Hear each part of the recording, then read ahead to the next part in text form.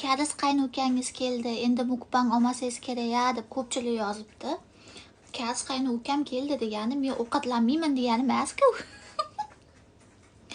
Bugun kun juda ham issiq, o'shanga muzdakkina ramyon yeyapman. Salat barglarini ichiga qo'shib. Bismillah.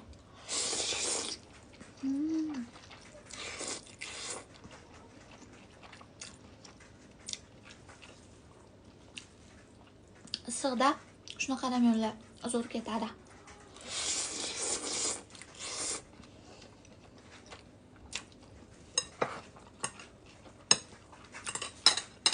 Bu ramyonni bambuk bilan yeb ko'rmoqchiman.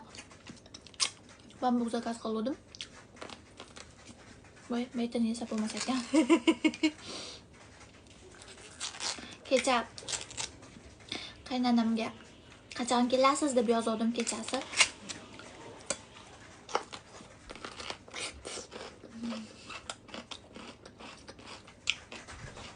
Ozginadan keyin boraman. O'g'lim qayda deb menga yozibdilar. Ha, o'g'lingiz bilan birgasiz dedim men.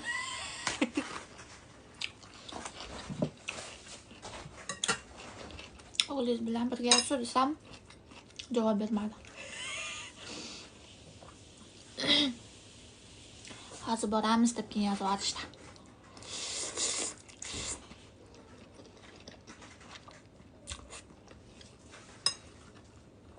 Mendan shunchalik qo'rqadilarmi, nima qiladilar yolg'on gapirib.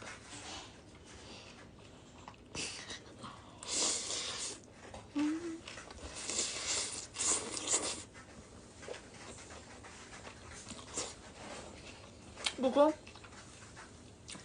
sovuna bog'chasiga boramiz. Ota-onalar yig'ilishi bo'lar ekan.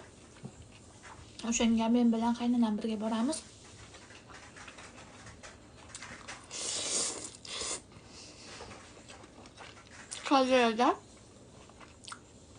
Qaysi bog'chalarda ota-onalar yig'ilishi qanaqa bo'lishiga qiziqayotganlar bo'lsa, kuzatib turinglar.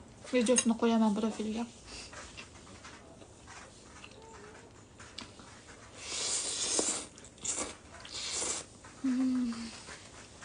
İçimde muzlu nasıl çıkınca oldu.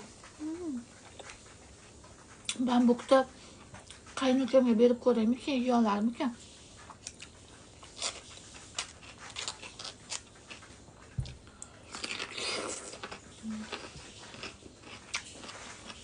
Menimcha bambuk hammaga yoqsa kerak.